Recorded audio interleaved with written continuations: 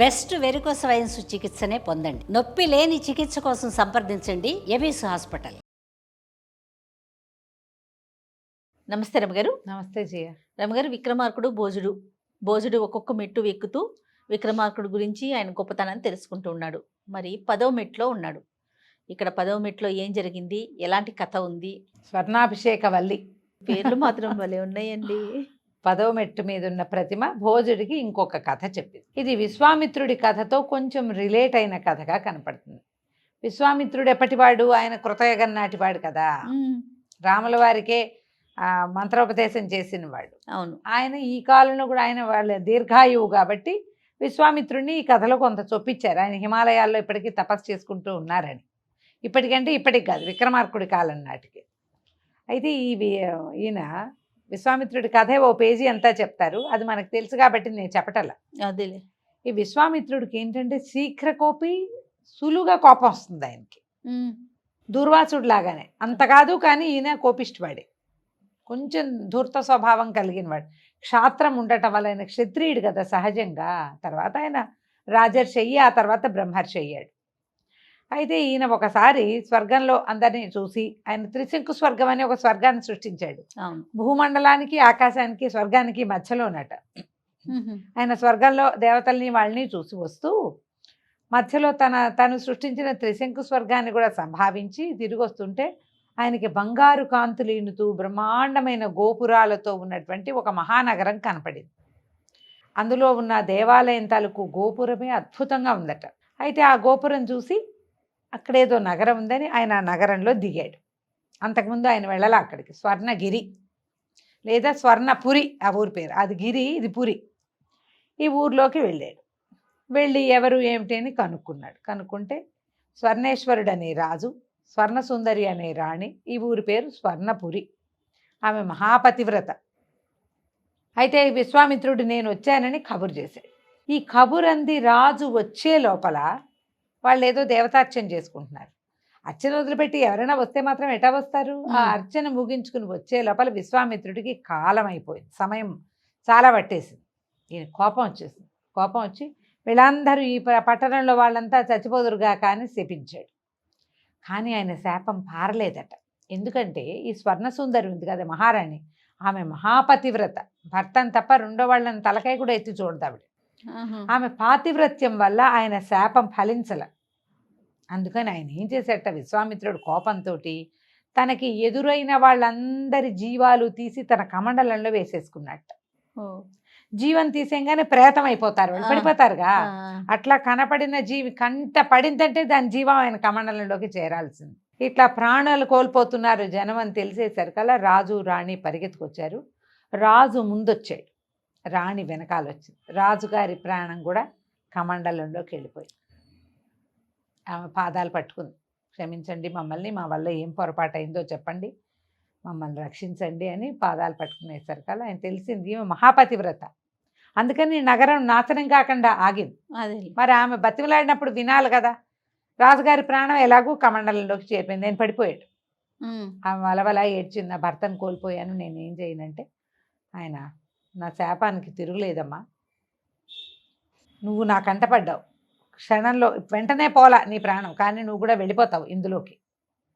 కానీ నీకు పునర్జన్మ లభించేందుకు ఒక అవకాశం ఉంది, నీవు ఒక కోరిక కోరుకోమన్నాడు. నువ్వు ఏది అడిగితే అది తీరుస్తానంటే ఆ అమ్మాయి ఏమందంటే, నేను మళ్ళీ పుట్టేలాగా ఆశీర్వదించండి, ఇతరులను నేను వివాహం చేసుకోను, నా వచ్చే జన్మలో కూడా నేను నా భర్తనే వివాహం చేసుకోవాలి, ఈయన్నే నా భర్త కూడా పుట్టాల్సిందే నా కోసం. ఓహో, నేను వేరే వాళ్ళని పెళ్లి చేసుకోను. పతివ్రతలు అట్లా జన్మ జన్మలకి భర్తలతోటే ఉంటారు, నేను నా భర్తతోటే ఉంటా. నాకు పూర్వజన్మ జ్ఞానం ఉండేలాగా 10వ ఏట పెద్దదైపోవాలి, పుష్పవతినైపోయి 16వ ఏట నా భర్తను చేరాలి నేను. ఈ జీవితంలో, ఈ స్వర్ణ సుందరి జీవితంలో ఆవిడ జీవితం అది. ఆవిడ 10వ ఏట పెద్దదైంది, 16వ ఏట వివాహితురాలైంది. ఈ 10 నుంచి 16 దాకా ప్రతిరోజు నేను వచ్చి, ఇక్కడ సుందరేశ్వర స్వామి దేవాలయం ఉంది, ఇక్కడ ఈ బంగారు గోపురాలతో ఉన్న ఆలయం ఉంది కదా, అది సుందరమూర్తి ఆలయం, పరమేశ్వరుడి గుడి. ఈ సుందరమూర్తి ఆలయానికి ప్రతిరోజు నేను ఎక్కడ పుట్టినా సరే ఈ ఆలయ దర్శనం చేయాలి. నన్ను ఒక దేవలోకపు పక్షి వచ్చి ఈ దర్శనం చేయించాలి. ఈ కోరిక తీర్చమని అడిగింది.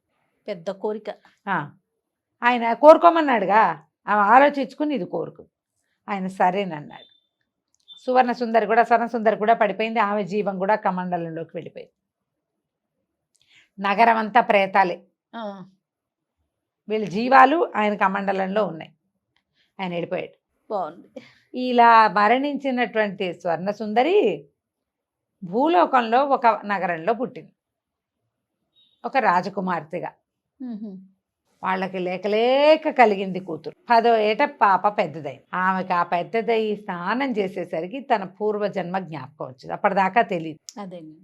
వాళ్ళు అప్పట్లో ఏం చేసేవాళ్ళు, కన్యగా ఉండగానే వివాహం చేసేవాళ్ళు. అవును. పెద్దవాళ్ళు అవ్వకుండానే. కానీ అమ్మాయి తొందరగా పెద్దదైపోయింది. వివాహానికి వాళ్ళు ఆలోచించుకుంటున్నారు. ఈ అమ్మాయికి ఇలా స్నానం చేసి ఫంక్షన్ ఏదో చేస్తారు కదా, రాగానే తెల్లవారేసరికల్లా ఒక పక్షి ఒకటి వచ్చి అమ్మాయి ముందు నుంచి అలవాటుగా తెలిసిన దానికిలాగా పక్షి మీద ఎక్కింది. ఆ పక్షి ఆకాశ మార్గాన్ని చీల్చుకుంటూ ఎగిరి వెళ్ళిపోయింది. ఈ స్వర్ణగిరిపురి ఉందిగా, అక్కడికి వెళ్ళి ఆ సుందరమూర్తి దేవాలయం ఉంది, దేవాలయంలోకి వెళ్ళింది, దండం పెట్టుకుంది, వచ్చేసింది ఇంటికి. ప్రతిరోజు ఆ పక్షి వచ్చి ఈ అమ్మాయిని తీసుకెళ్ళేది. రెండో కంటి వాడికి తెలియదు. ఈ అమ్మాయి తెల్లవారుజామునే ఇక్కడి నుంచి వెళ్తుందని కానీ ఎవరికీ తెలియదు. పిల్లకు ఒక 13 ఏళ్ళు 14 ఏడో వచ్చింది. ఇంకా వయసు వచ్చింది, పిల్ల ఎదిగింది. రాజుగారు అమ్మాయికి పెళ్లి చేస్తానన్నాడు. పెళ్లి చేస్తానంటే ఈ పిల్ల అందగత్తిగా ఉంది, కొంచెం పుష్టిగా బలంగా చక్కగా అందంగా కూడా కనపడుతోంది. వీర పెళ్లి కొడుకులు ఉత్తరాలు వచ్చినాయి, ఫోటోలు వచ్చినాయి, అన్నీ వస్తే అమ్మాయి చెప్పింది, నాన్న నాకు వివాహ ప్రయత్నం చేయబోకండి. ఒకవేళ మీరు ప్రయత్నం చేస్తే ఎవరు స్వర్ణపురిని చూసి వస్తాడో నేను వాడినే వివాహం చేసుకుంటాను. మరి అమ్మాయి భర్త కావాలి. ఆ భర్త అయిన వాడెవడో వాడు స్వర్ణపురిని చూస్తేనే పెళ్లి చేసుకుంటుంది అనేసరికల్లా రాజుగారు ఆలోచించారు. స్వర్ణపురిని ఎవరైనా చూసారా అని రాజులందరికీ వర్తమానాలు పంపించారు. స్వర్ణం లేదు, పురం లేదు, ఎవరికి తెలియదు. అది ఎక్కడుందో తెలియదు, మ్యాప్లో లేదు. స్వర్ణపురిని చూడకపోతే మీ సంబంధం మాకు అక్కర్లేదు పోమన్నాడు రాజు. ఫోటోలన్నీ వెనక్కి వెళ్ళిపోయాయి. మంత్రి గారు రాజుగారు ఆలోచించుకున్నారు. ఈ స్వర్ణపురి ఏమిటో తెలియదు, పిల్ల ఏమిటో విచిత్రంగా ఉంటుంది, తెలివిగా ఉంటుంది, ఇది నిజమే, ఏదైనా పూర్వజన్మ సంబంధం ఉందేమో. సరే మన ఊళ్ళో కూడా చాటింపు వేద్దాం అనుకున్నారు. చాటింపు వేసి యువరాణికి స్వర్ణపురి కళ్యాణం చేయాలనుకుంటున్నాం. ఏన యువకుడైతే ఏమిటి, ఆస్తి నోబార్, కులం నోబార్, అన్నీ నోబార్లే, ఒకే ఒక బార్ ఏమిటి, స్వర్ణపురి, అంతే. స్వర్ణపురిని చూసిన వాడికి యువరాణిని ఇచ్చి వివాహం చేస్తాము హో అని చాటింపు వేశారు. జనాలందరూ ఈవిడ మహాసౌందర్యవతి అన్న మాటలు వింటున్నారు. ఆ అమ్మాయి దేవాలయానికి వస్తుంది సాయంకాలం. ఒక్కొక్కళ్ళు అటువైపు వచ్చి అమ్మాయి ఎలా ఉందో చూద్దాం, ఆ తర్వాత స్వర్ణపురి సంగతి చూద్దాం. ఇప్పుడు చూస్తే మహాసౌందర్యవతి, అదేదో ట్రై చేద్దామనుకున్నారు. అయితే చూసామని చెప్పలేరు, ఎక్కడుందో చెప్పండి వెళ్ళి చూసేస్తాను, మాకేం తెలుసు మీకు చెప్పడానికి, మాకు తెలీదు. సరే ఇలా రోజులు గడిచినాయి. ఇప్పుడు రాజకుమార్ ఏమన్నాడంటే ఆ స్వర్ణపురి ఎక్కడుందో మనకు కూడా తెలియదు, బహుశా అమ్మాయికి తెలిసి ఉంటుంది కాబట్టి స్వర్ణపురిని చూసాం అనేవాడు ఎవడైనా అమ్మాయినే చూడాలి, అమ్మాయే వాడు ఇంటర్వ్యూ తీసుకుంటుందని అక్కడ ఒక గంట తగిలిచ్చారు. గంట కొడితే లోపలికి వెళ్తారు. స్వర్ణపురిని చూశానంటాడు వాడు, ఏం చూసావో చెప్పు అంటుంది, వాడు ఏదో చెప్తాడు, ఆ తుప్పు తూచిపో అంటు. అట్లా కొంతమంది పోయారు. ఆ స్వర్ణపురి ఈవిడికి తెలుసు, ఇంకెవరికి తెలీదు. రాజ్యంలో ఆ కుర్రాళ్ళు ఈ కుర్రాళ్ళు అబ్బా ఆవిడని చూడ్డానికి వెళ్ళాం, ఏమందగత్తే అని చెప్పడం మొదలుపెట్టారు. రాజపురోహితుడికి ఒక కుమారుడు ఉన్నాడు. ఓహో. అయితే ఈ పురోహితుడి కొడుకు పేరు ఆదిమూలుడు. వాడు అయోమయం అంధకారంలాగా ఉండేవాడు. ఒక 18 ఏళ్ళు 20 ఏళ్ళో వచ్చాయి. కానీ వాడికి ఏమి పెద్ద తెలిసినట్టుగా అలా ఏమి ఉండడు. రేగిపోయిన జుట్టు, పిసిరే కంపల్లే, ఏదో సామాన్యంగా ఉండేవాడు. ఎప్పుడైతే ఈ అమ్మాయి మహాసౌందర్యవతిని గట్ల మీద పుట్ల మీద, చెరువు దగ్గర, మండపాల గోపురాల మీద, అది దేవాలయపు మండపాలు కట్టుకుని పడతారు, అక్కడ వింటున్నారు, చెప్పుకుంటున్నారు. ఏమిటో చూద్దామని ఒకరోజు ఆ దేవాలయానికి ఆ అమ్మాయి వచ్చినప్పుడు చూసి మైమరిచిపోయాడు ఆ పిల్లని చూసి. ఎవరు? ఈ ఆదిమూలుడు. ఆదిమూలుడు ఏం చెప్పాడు వాళ్ళ నాన్నకి, నేను రాజకుమార్తెని పెళ్లి చేసుకుంటానంటే ఆయన తిట్టాడు, నీ మొహల్లా ఉంది, నీకేం తెలుసు, నీకు ఈ ఊరు వెళ్ళలే తెలియదంటే కాదు నేను వెళ్తానన్నాడు. గంట కొట్టాడు, వెళ్ళి లోపల తీసుకుపోయారు. రాజకుమార్తె కనపడింది. స్వర్ణపురిని చూసేవాడు, స్వర్ణపురి లేదు ఏం లేదు నాకు తెలీదు, నాకు మాత్రం నువ్వు కావాలి, నేను నిన్నే వివాహం చేసుకుంటానన్నాడు. ఆవిడ వీడిని తన్ని తగిలేయండి అంది. 2 కొట్టి బయటికి దోహేశారు. వాడు మళ్ళీ వచ్చాడు రేపు. మళ్ళీ వచ్చాడు అవతలేలుండి, రోజు వస్తాడు. ఇక గంట అంటే విసుగు పుట్టింది వీళ్ళకి. సరే ఆ ఊళ్ళో అందరి దగ్గర పెద్దవాళ్ళ దగ్గర ఎవరినైనా మీరు స్వర్ణపురిని చూసారా, మీకు తెలుసా అని అడుగుతుంటే ఈ వీళ్ళల్లో ఒక రాజపురుషుడు ఒక ఆయన ఈ పురోహితుడి కుమారుడి తాలూకు ఈ పిచ్చిని గమనించి ఆయన అన్నాడు, అరే నాయన అదేదో తెలిసిన ఊరు కాదు, మన వాళ్ళు ఎవ్వరికీ తెలీదు, చాలామంది ఈ కార్తాంతికులు కూడా అది ఎక్కడుందో చెప్పలేకపోయారు, ఏదో విశేషం ఉంది. రాజకుమార్తె అట్లా చెప్తోందంటే ఆమె ప్రవర్తన కూడా చాలా నిగూఢమైంది. ఆమె తెల్లవారు ఎక్కడికో వెళ్తుంది, ఎక్కడికి వెళ్తుందో ఎలా వెళ్తుందో ఎవ్వరికీ తెలియదు, ఏదో ప్రత్యేకత ఉంది.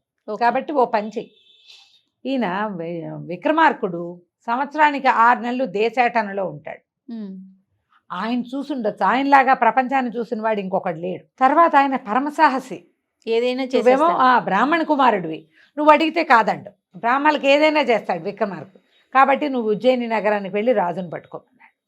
ఈ ఆదిమూలం సరేననుకుని అమ్మా నాన్నకి చెప్పి ఉజ్జయిని నగరానికి ప్రయాణం అయ్యాడు. వెళ్ళి విక్రమార్కుడిని పట్టుకున్నాడు. వాళ్ళ ఏడ్చాడు, శోకాలు పెట్టాడు, ఈ రాజకుమార్తెను పెళ్లి చేసుకోవాలి, ఆమె స్వర్ణపురిని చూడాలంటోంది, అది ఎక్కడుందో కూడా మా ఊళ్ళో ఎవ్వరికీ తెలీదు, నువ్వు సహాయం చేయమని. అప్పటికి వీళ్ళ 6 నెలల గడువు పూర్తయింది, వాళ్ళు కూడా వెళ్దాం అనుకుంటున్నారు బయటికి. ఈ ఆదిమూలాన్ని పుచ్చుకుని ఈ మన కాళికాలయానికి తీసుకుపోయి అక్కడి నుంచి వాళ్ళు ఏమిటి వెళ్ళేటప్పుడు కాళికాలయం చూస్తారు, మళ్ళీ వచ్చేటప్పుడు కాళికాలయానికి వస్తారు.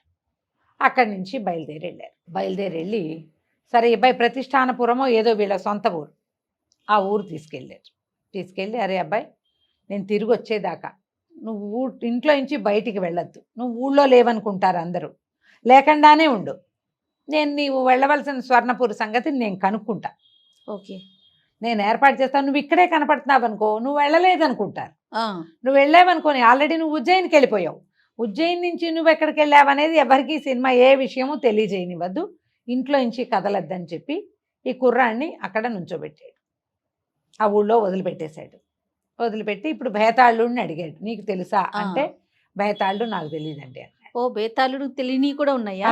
తెలీదు, ఎందుకంటే కొన్ని దైవికమైనవి బేతాళుడు కూడా చూడలేడు. ఇంతకుముందు ఒక కథలో కూడా బేతాళుడు ఆయన చూడలేకపోయాడు, అవును తెరలాగా ఉంది నాకు తెలియట్లేదు అనిపించట్లేదు అన్నాడు. ఇక్కడ కూడా అంతే, ఇది ఏదో దైవ వ్యవహారం అయి ఉంటుంది, దైవికమైంది, నాకు కూడా తెలియదు, కానీ మనం ప్రయత్నం చేద్దాం వెళ్దాం అన్నాడు. కొంత మేర వెళ్ళిన తర్వాత భట్టిని కూడా ఒక చోట దిగబడి చేశారు, నువ్వు ఇక్కడ ఉండు మేము చూసొస్తామని. బేతాళుడు విక్రమార్కుడు బయలుదేరాక ఒక అటవీ ప్రాంతం దాటి వెళ్తుంటే ఎలా కనపడిందంటే నిర్జనమైన స్థలం, అక్కడ ఓపెన్ ప్లేస్, ఏమీ లేదు, ఎవరు పిట్ట పురుగు పిచ్చిగా ఏం లేవు అక్కడ లేకుండా ఒక అగ్ని మండుతోంది, ఆ అగ్ని మీద ఒక పెద్ద పాత్ర నిండా నెయ్యి కళపెళ్ళలాడుతోంది, నెయ్యి కాగుతోంది.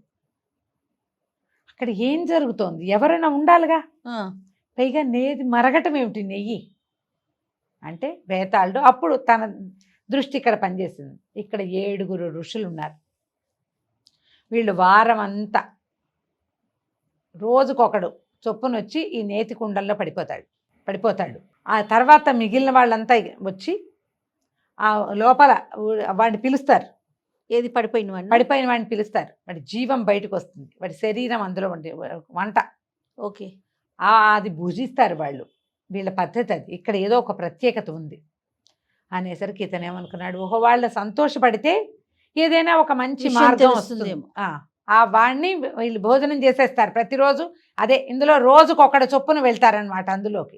ఋషులు కాదు వాళ్ళవి యోగులు, ఏదో ప్రత్యేక క్రియ అది. సరే ఏమైంది చూద్దాం అనుకున్నాడు. బేతాళుడు అన్నాడు, నువ్వు నన్ను కాపలా ఉండు, నాకు నేను కనపడకుండా వాళ్ళకి అవసరమైనప్పుడు చెప్తానంటే బేతాళుడు తన మాయతోటి రాజుని కప్పి ఉంచితే వీళ్ళు 7 ఋషులు దాని దగ్గరికి వచ్చారు, ఆమె యోగులు 7. అందులో ఒకడు చటుక్కుని నేతి దాంట్లోకి దూకాలి. ఈ బేతాళుడు దగ్గర దాక్కుని ఉన్నటువంటి విక్రమార్కుడు భుజాలు పట్టుకుని ఆ దూకుతున్న వాడిని పక్కకి లాగేసి తను దూకేశాడు అందులోకి. దూకేసేసరికల్లా అది ఈ కిందున్న యోగి ఆశ్చర్యపోయాడు, వీడెవడో తను ఆపి వీడు దూకాడు, వాడు ఏం చేయడానికి దూకాడో ఆయనకు అర్థం కాదు. ఆయన ఏం చేశాడు, తన స్నేహితుల్ని పిలవడానికి అటు వెళ్ళాడు అవతలకి. ఎవరా యోగి వెళ్ళేసరికల్లా ఆ 6 యోగులు ఒక చోట ఉన్నారు. ఈ ఆహారం పచనమయ్యాక తినడానికి వస్తారు వాళ్ళు. మ్మ్. వాళ్ళు అన్నారు, నువ్వు మన ఆహారం వేళయింది కదా, నువ్వు ఎందుకు వచ్చేస్తున్నావని శపించబోయారు వాళ్ళు. అతను అన్నాడు, శపించద్దు, మన పద్ధతి ప్రకారం నేను వెళ్ళాను, ఎవడో యువకుడు మహాబలశాలిగా ఉన్నాడు, నన్ను పక్కకి లాగేశాడు, తోసేశాడు, అతను అందులో పడ్డాడు అని చెప్పాడు. చెప్పేసరికల్లా ఈ మొత్తం ఋషులందరూ ఈ యోగులంతా దాని దగ్గరికి వెళ్ళారు. ఎవరా యువకుడు ఎవరు వీడు అని. ఈ పాత్రలోకి దూకిన యువకుడా, ఎవరో నువ్వు బయటికి రా అన్నారు. మాంసం లోపల ఉంది, విక్రమార్కుడు బయటకు వచ్చి అక్కడ ఉన్న తాంత్రికమైన విద్య అనమాట అది. బయటకు వచ్చేసరికల్లా వాళ్ళు అడిగారు, రాజలక్షణాలు కనపడుతున్నాయి, నువ్వు క్షత్రియుడిగా ఉన్నావు, నువ్వెవరు ఏమిటి అంటే ఇతను చెప్పాడనమాట, నేను ఇట్లా ఒక ప్రత్యేకమైన పని మీద వచ్చా, ఒక బ్రాహ్మణ యువకుడికి మాట ఇచ్చాను, కాపాడటం, అతని కోసం ఈ ప్రయత్నం చేశా, మీకు ఆహారంగా నేనే ఉంటే నా కోరిక మీరు తీరుస్తారు, నాకు మరణం ఎలాగూ లేదు, నాకు భయం లేదు, మరణం లేకపోయినా భయం ఉంటుంది మనుషులకి, అవును, ఈయన భయం లేదు, సాహసి కదా ఆయన అనేసరికల్ వాళ్ళు చాలా సంతోషించారు. మొత్తం వాళ్ళ విద్యతో అంతా చూసి, మేము ఆ స్వర్ణగిరిని పట్టుకోలేము, మా వల్ల కాదు, కానీ నువ్వు ఇందులో దూకి మాకు ఆహారం అవ్వాలని అనుకున్నావు కాబట్టి నీకు ఇంకొక మార్గం చెప్తాం, ఇక్కడి నుంచి బయలుదేరి వెళ్ళు, చాలా దూరం వెళ్ళాలి, నువ్వు వెళ్తే ఒక పెద్ద అన్ని మర్రి చెట్లే ఉన్న ఒక అడవి కనపడుతుంది, అందులో గండభేరుండ పక్షులు నివసిస్తాయి, అవి వెళ్ళని ప్రాంతం ఉండదు. ఓకే, 3 భూమి ఆకాశాలలో వాటికి తెలియనివి ఏమి ఉండవు, ఎందుకంటే మంత్ర విద్యకి కనపడింది కూడా వాటికి కనపడుతుంది, నువ్వు వాటిని పట్టుకుని అక్కడికి వెళ్ళగలుగుతావు అని చెప్పారు. చెప్పేసరికి సరే ఇతను బేతాళుడితో కలిసి అక్కడికి ప్రయాణం అయ్యాడు. అక్కడ మంత్రాల మర్రి అని ఒక పెద్ద మర్రి చెట్టు, చుట్టూ అన్ని మర్రి చెట్లు, వెళ్తే ఆ చెట్ల మీద ఎంతంత ఉన్నాయి, ఒక్కొక్కటి ఒక్కొక్క కాలనీ అంత ఉన్నాయి పక్షులు, గండభేరుండాలు. ఆ గండభేరుండ పక్షులను చూడంగానే ఈ మన విక్రమార్కుడు ఏం చేశాడంటే, తన శరీరాన్ని బేతాళుడికి అప్పచెప్పి నువ్వు రహస్యంగా పెట్టుకో అని, అక్కడ ఒక చచ్చిపోయిన తుమ్మిద ఒకటి భ్రమరం ఒకటి కందిరీగ లాంటిది కనపడితే అందులోకి దూరిపోయాడు. దూరి ఆ వెళ్ళి ఆ గండభేరుండాలు బేతాళుడిని కనిపెడతాయి, మొదటిది ఇతను సశరీరుడుగా ఉంటే కనిపెట్టేస్తాయి, అదే అందుకని వెళ్ళల ఆ మర్రి చెట్టు మీదకి మనిషి వెళ్తే తెలుస్తుంది, వాటికి వాసన ఒకటి వచ్చేస్తుంది, అందుకని చిన్న పురుగు రూపంలో వెళ్ళి ఆ నిలబడి ఉన్న అప్పుడే ఎగిరి ఒట్టి చెట్ల మీద వాళ్తున్నటువంటి ఒక గండభేరుండం తాలూకు ఈకని పట్టుకుని అక్కడ ఉన్నాడు. ఇలా వెళ్ళిన రాజు ఏం తెలుసుకున్నాడో మనం వచ్చే భాగంలో చూద్దాం. రైట్. నమస్తే రమ్య గారు. నమస్తే.